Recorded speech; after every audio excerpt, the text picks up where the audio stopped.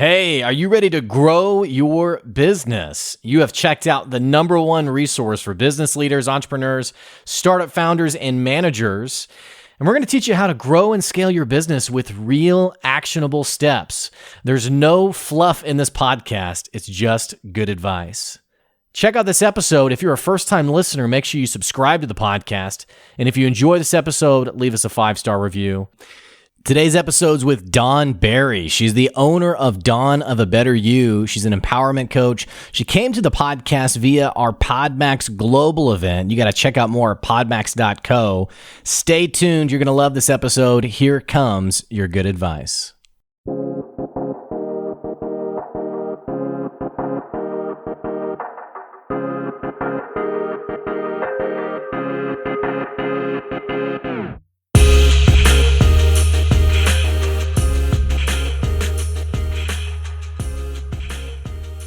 Hey, thanks for checking out another episode of the Good Advice Podcast. I like to joke that we're an international podcast because we're bringing a guest to you today all the way from Canada.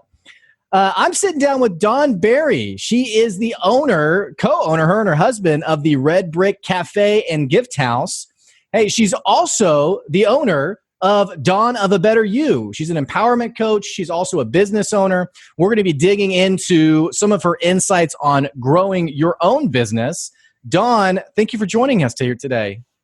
Thank you, Blake. It's an honor to be here. Sometimes I get so energized that I kind of forget where I'm going, but it's kind of like the old Michael Scott. I don't know if you ever watched The Office, but he's like, I just start a sentence and I hope that I'm going to end it. You know, something's going to come out that ends the sentence. So that's how I feel sometimes, but I'm excited to have you on the podcast today. I'm excited to be here. So we have a lot to talk about, and I don't even really know where to start with you because you are a unique guest in the sense of you have a couple of different things that you're working on. You also, I know just from looking at your bio, have a pretty interesting is maybe the softer word I could use, a pretty crazy story for what's happened to you in the past. Where should we start today? We can start sort of at the beginning with the car accident. Okay, let's start there, yeah. Okay, 17 years ago, I was in a major car accident that really had me stop and think about what I wanted to accomplish with my life. And I was in hospital for about 10 weeks. And while I was in the rehab section, I really honed in on the fact that I could empower people without really trying to. Because I was the youngest there by probably about 15 years. And a lot of other people that were in rehab were of the generation that the doctor's always right, you don't question it, you just do what you're told. And I'm kind of a social butterfly. So I'd go and I'd talk to these people and they'd let me into their confidence, and they're like, I don't understand this. And I said, well, ask. And they're like, what do you mean, ask? And it's like, ask the doctor. Why is he doing it this way? So it was very interesting to see how that generation really reacted when you gave them permission to go into action. Mm-hmm. And it was from there that I really started to think, there's something in me that needs to help people. And I think that helped a lot in my recovery as well. Well, so going back to that moment, I mean, and I don't want to speak for you, but obviously there's sort of like this gift of the moment of, as tragic as the car wreck was, you sort of have this outcome of, wow, there's something positive that comes out of this. Talk to me. You know, not everyone has those sort of life-altering moments. Did you land there immediately, or like what did the first couple of days in the hospital look like? They were kind of a gray area because I was going through a couple of operations and just trying to figure out what exactly was going on. Because by nature, I'm curious. I need to know. I need to know everything. So it was like, okay, well, they're putting you on these pain meds. No, they're not. Yeah, these are what you're prescribed. No, I'm not taking them. So it was a very interesting time to get to know the nurses and the people in your ward and really connect with people because I couldn't just lay there. It was driving me nuts. Are you a connector by nature? I am. So you're the person in the hospital that everyone wants to be. It's like, oh, I finally have that person in my hospital room or in my ward or whatever. Because I'm sure there's people in the hospital too that don't have a lot of family showing up. They don't have a lot of people who are visiting them. But you seem like someone, no matter where you are, you're looking for that genuine connection. It's something that I really value. It's something that makes life meaningful to me. And even when I was in rehab, I'd like hop in the wheelchair and go to the nurse's station and we'd have coffee and we'd chat a little bit about how the night went because I didn't sleep a whole lot. And then I'd go to rehab and then I'd go into the day room and connect with whoever was in there. And we actually had our recreation people would leave at 4:00, but there were people that really needed something after 4:00. So it was like, well, can I order half a slab cake because so-and-so is leaving the hospital today? And can we bring in the VCR and the TV and we'll just do a movie night and a little party? And Hang on, what's a VCR? I knew you were going to ask me. Half my listeners are like, wait a second, what are these shenanigans you're talking about here? Precursor to a DVD. How is that? I don't know. Here's the deal. Even nowadays, wait, what's a DVD? Because now we have Blu-ray. Everyone's streaming. Exactly. Who goes out and buys a DVD anymore? I don't know. But no, this is interesting. This is interesting to think about because something that I think is really powerful for the aspiring business owner, for the aspiring entrepreneur, whatever people are going to go do, whether that's business or something else. It's the things that are intrinsic to you as a person. And it feels like to be successful in business, there has to be things that are true about you in terms of your character. One of those things, I think, is intentionality and an empathy for people. If the people who go on to grow a business because they genuinely want to offer something valuable to people, those are the people who I think are more successful long-term than the person who's just thinking like, how do I make a quick buck? What you're talking about is that type of person. It's, you're in this hospital bed, you're in 10 weeks in the hospital, which I don't know what it would be like in Canada. In America, you would owe like millions of dollars, by the way. So you're in the hospital. It's interesting that your perspective wasn't, woe is me, me, but you started to look outward at the people, the nurses, the other patients. I think that's an interesting detail about who you are as a person. Well, I had to have the connection. I think that was the biggest part of my healing because I wasn't on medication in the hospital. I was actually in the hospital at that point just to heal enough to go home. So my mind wasn't clouded by drugs or anything. So it was like, no, I got to keep it stimulated. And the best way for me to stimulate my brain is to hear other people's stories. Well, so you're in the hospital, you start, you're, I guess out of habit, personality, you're empowering people even around you in this moment of where you'd have every right to just focus on you. You're looking outward, you're empowering others around you, empowering other patients. And I would guess in even the relationship building with the nurses or whoever, as they're sharing their life stories, you're probably, I would venture to guess, are empowering them as well, saying, well, you can do something about that for whatever situation they're talking about. How did you, when you immediately left the hospital, were you already thinking about Dawn of a Better You? Or talk to me a little bit about the transition into, I'm going to actually do something professionally with this. I hadn't considered it actually when I got out of the hospital.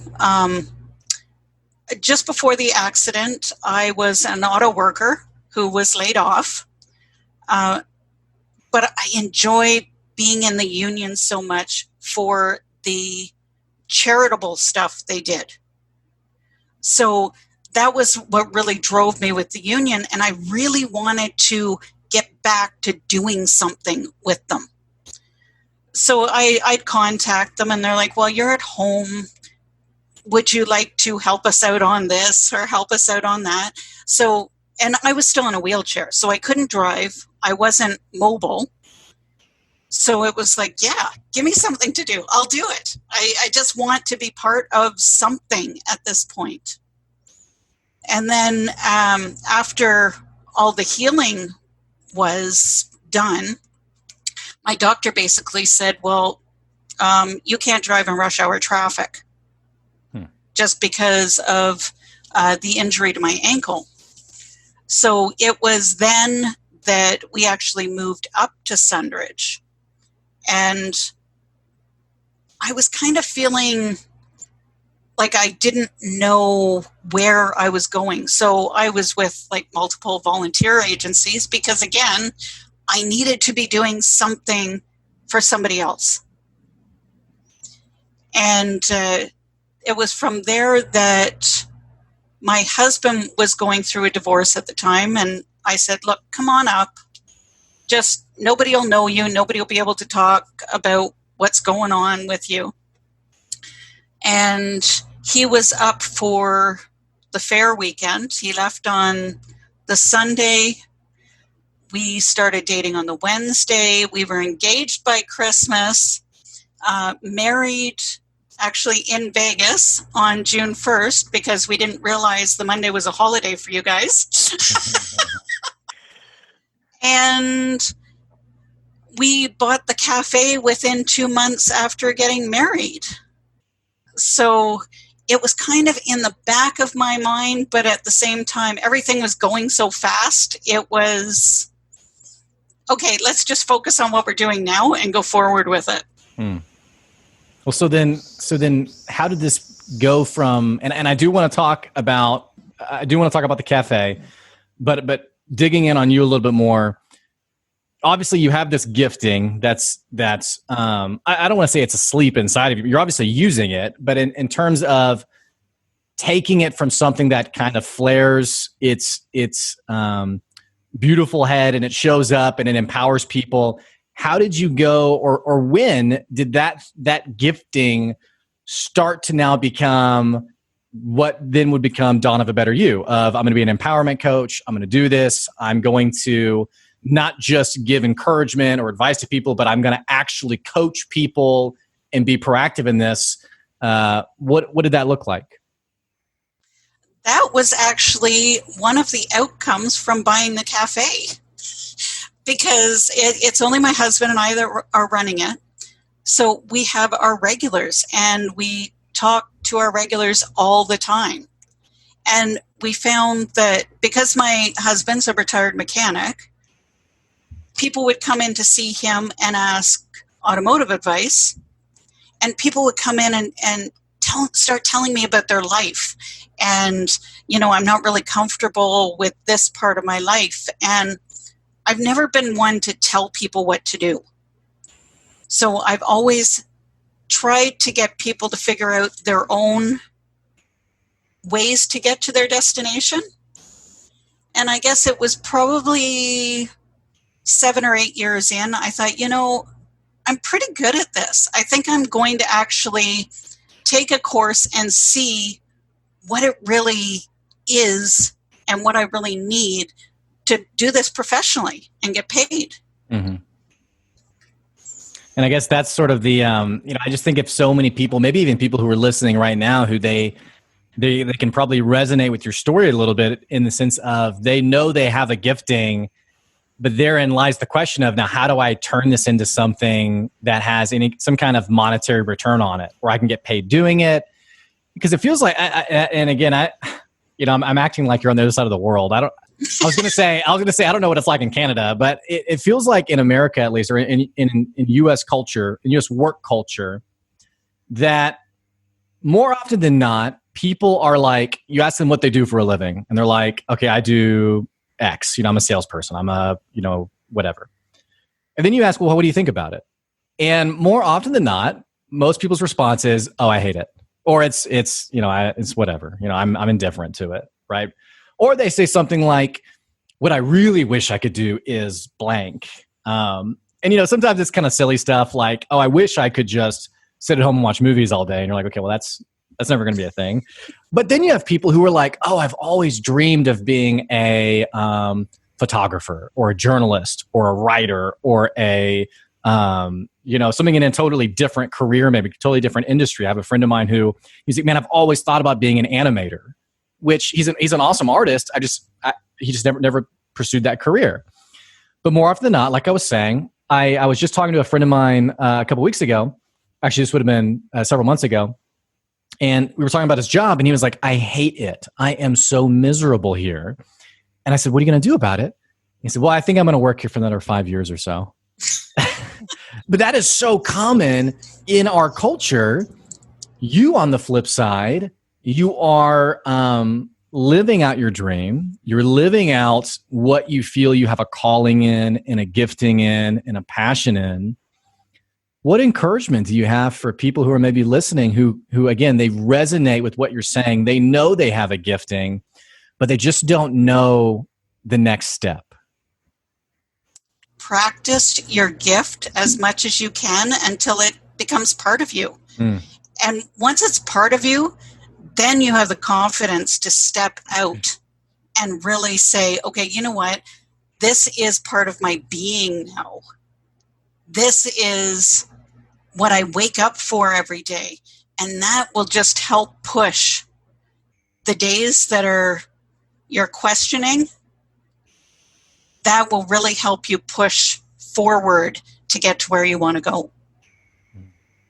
Well, and it does seem like there is a lot of second guessing and fear-based thinking and what if it doesn't work or what if and I imagine that, your husband, it sounds like was very supportive of you figuring things out and figuring out how you wanted this gifting to be illustrated professionally. It feels like there's another insight there on people who are wanting to walk out their calling, making sure that they're surrounding themselves with people who can support them and promote them and encourage them. Have you found that to be the case for yourself? Well, again, it's all about finding your tribe, right? Finding the people that you really resonate with. If you're in a job you hate, you're probably not around a lot of people that are going to encourage you other than to stay at your job, play it safe. And unfortunately, that's what society has really taught us to do. You go to school, you get married, you have kids, you get a job, and that's your lot in life. But it's not. It never is. You don't have to go to school to make a good life. You don't have to get married and have a family to have a good life, because we're not all the same. And it's digging down deep to really figure out what resonates with you in order for you to move forward. And so many of us are scared of that looking into because they don't know what they're going to find. Well, and it seems like some people aren't even really sure how. You talk to people about when's the last time that they took like a day for themselves to really, and I don't mean like a day for yourself to like get a bunch of housework done. I mean like a day for yourself to like really intrinsically self-reflect. And people are really busy, and it feels like even when people aren't busy, they're desperately looking for more work to fill the days with. I don't know how self-reflective we are as a culture. Well, I had a conversation with somebody the other day, and they said, it's really interesting. Go and ask somebody you're close to who they are. Not what they do for work, but who they are as a person, without anything that's defining them in their head right now. So you can't say, okay, I'm an entrepreneur and a loving wife and this, but who are you? Like at your core, who are you? And there's so many people that will stop and go, I've never thought about it. And if you can answer that, you're way ahead of the curve to begin with. But people look at you and go, I don't know how to answer that. Why is that though? I agree, but why are so few people able, and I don't want to, I know for a fact I have people listening right now who they're listening to you ask that question, and they're in their car driving somewhere, they're at home, they're wherever, and they're thinking about what is my identity? Who am I really, separate from my work, separate from what I do? Who am I really? And I would venture to guess you're right that most people don't know how to answer that question. They don't know what to say. They don't know what the answer is.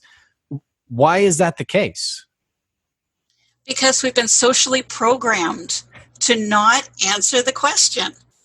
Because if we start answering the question, we're going to start breaking out of the molds. And if we start breaking out of the molds and start thinking differently, we could be asking dangerous questions. Because if everybody could come out and do what they love and be entrepreneurs or partners with people that they truly love doing, where are we going to get the minions that are going to do right? So it's almost social conditioning to not ask the question. Do what you're supposed to do and be happy with it, or be satisfied with it, or just do it. Well, and I, even outside of like social norms, there's even like, there's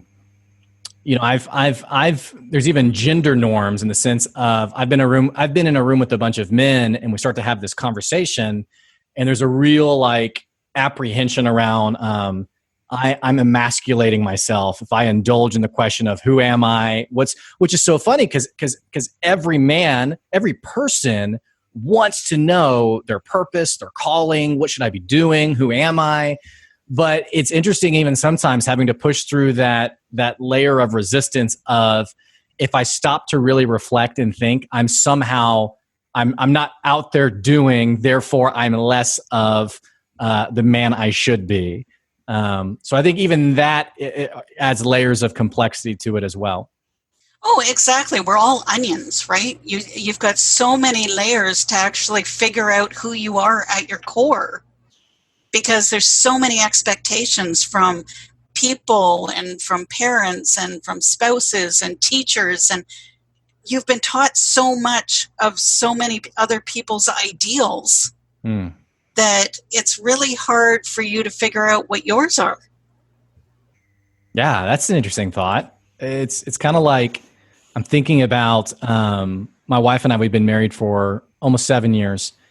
And it's interesting, the things that I do, think, say, whatever, that are just, it's me just channeling whatever my parents have taught me or have placed on me, or my lifestyle, who I've been friends with, rather than maybe what's actually intrinsic to me. And I think that's positive and negative. But it's interesting to really start to think about who you are as a person and separate who am I really with, separate that with the things we've kind of just acquired and picked up along the way. And we don't realize how much we've picked up until we stop and think about, where did this idea come from? Yeah. So a lot of it's not even necessarily our learning, but what we were taught. I feel like, just as I'm listening to you now, I'm like self-analyzing I'm thinking like, oh my gosh, yeah, like, well, who am I really? I'm sure my listeners are as well. This has been amazing so far. Let's transition the conversation a little bit. I want to talk about Red Brick Cafe and Gift House. I do want to talk a little bit about that business that you're working on. And for all of my listeners, next time you're in Sundridge, Ontario, you got to just go out of your way and check this place out, because I'm sure it is an amazing experience. Something that's already stood out to me when you mentioned the business earlier in the episode.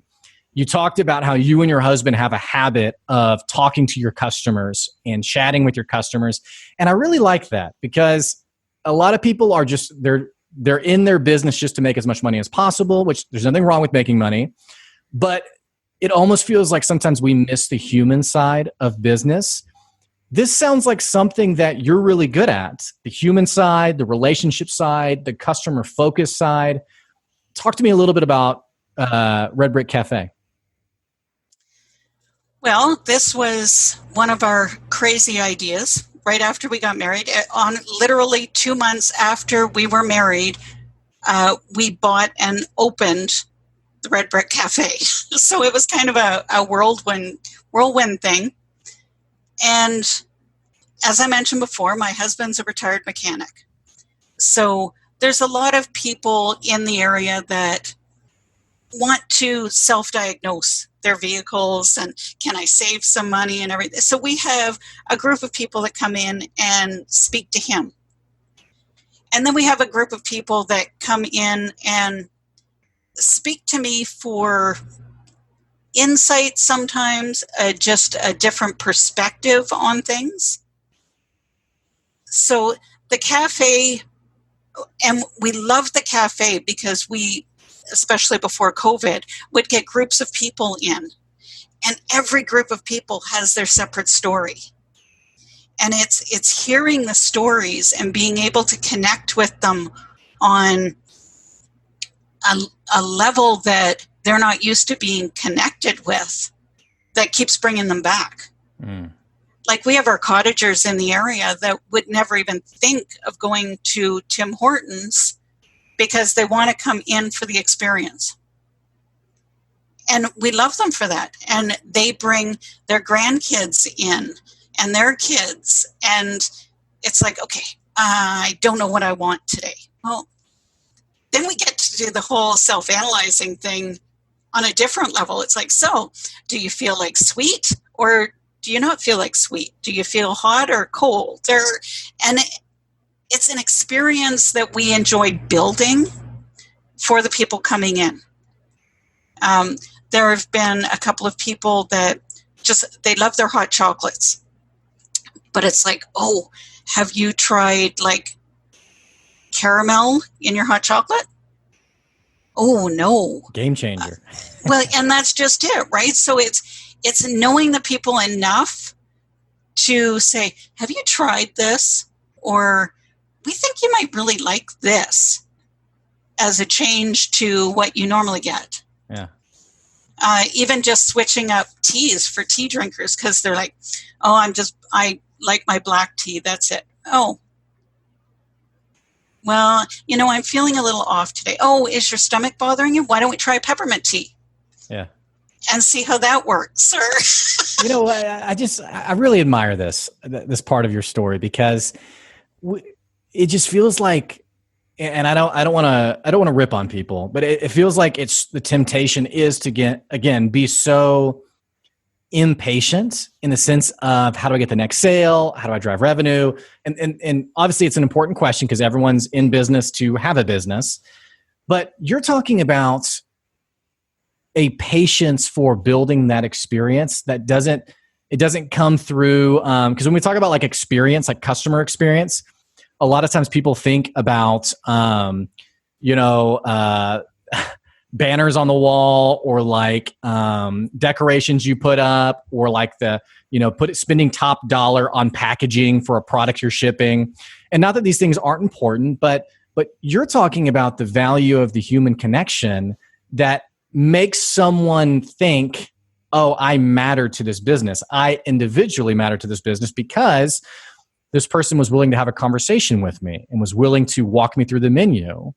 It feels like just like we don't have time to really self-reflect, it's hard for people to understand what you're talking about in terms of this is how you really build lifelong fans for your business. And that connection is so important.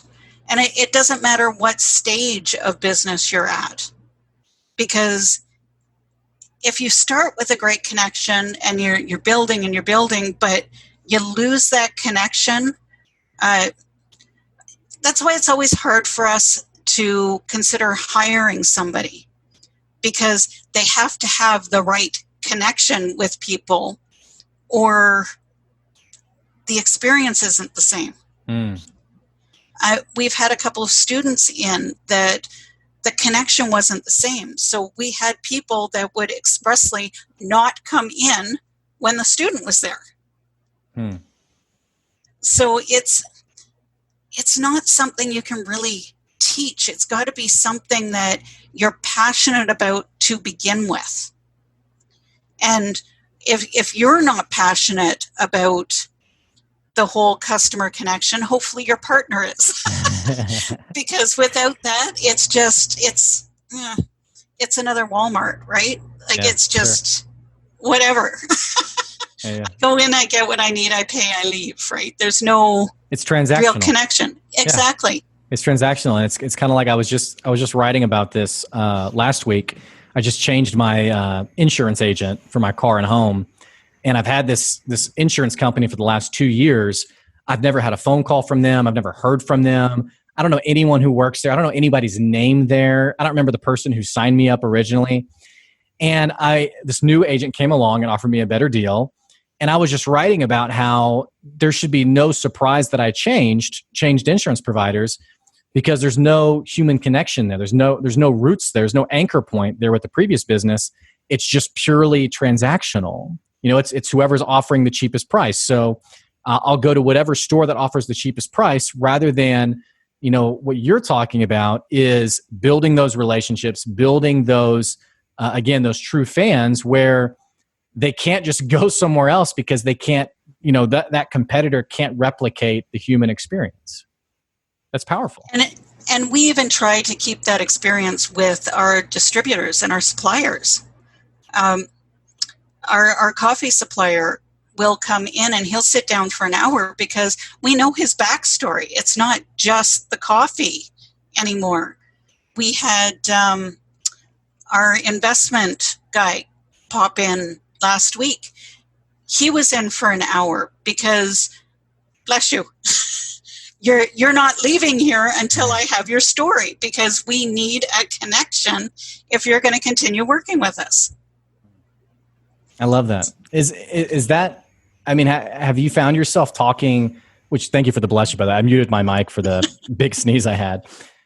Do you ever come across business owners who just don't share that same thinking, or that same patience, that same, the coffee guy comes in willing to sit down for an hour and have a conversation with this person? Again, we're a real fast-paced culture.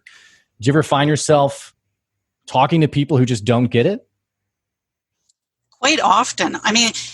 We love traveling because we go into businesses to learn about the business and the culture, and that's what traveling is for us. It's a big social thing most of the time. We were in Washington, D.C. for Christmas last year, and the driver we had 2 or 3 times. Well, we had his whole life story a couple of days in. We also got personalized service from him.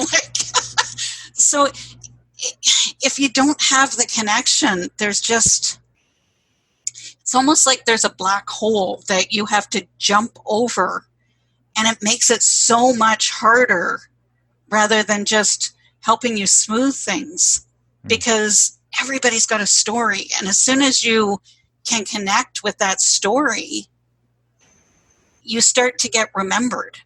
And even our health inspector, I think his shortest visit was half an hour. And most of that was talking about what's going on in the office or what's going on in the area, and just carrying on like that. Like, he was supposed to retire, but now he's not retiring. And he's 10 years older than his wife, so he doesn't want to retire and sit at home while his wife continues to work. And it's those little nuggets that you get from people that really, really matter. It's power and intentionality. I love this conversation. Dawn, we're unfortunately out of time. I feel like I could I almost want to sit down and just share my story. I'm like, wow, this person would really listen to me. But the power of intentionality, it does tremendous for your business. And Dawn, I think you are the perfect example of that. Tell my listeners who they want to follow up with you, they want to connect with you, what's the best way for people to reach out to you and stay in the know on what you're doing? Well, you can reach out on Facebook at Dawn Berry. I also have another page called Empowerment Rocks on Facebook, which everybody is welcome to. It's a non-judgmental group that you can come in and just lay it all out there. If you are looking for coaching, my website's dawnmberry.com, and you can go through the stages there. Or you can actually text message me at 705-571-6248. But I will warn you, if you do send a text, be prepared for about a half hour back and forth. I love it. I love it. Dawn, thank you for being on the show today. I appreciate it. Thank you, Blake. For our listeners, hey, if you're a first-time listener, what the heck you waiting on? Click that subscribe button so you can keep getting the podcast and all the good advice that comes with it. Also, I'll be putting Dawn Berry's info down in the episode description below so you can check that out, follow up with her. Dawn Berry, the owner of Dawn of a Better You and also the Red Brick Cafe and Gift House. Dawn, we appreciate you. And for our listeners, thanks for listening. We'll check you later. See ya.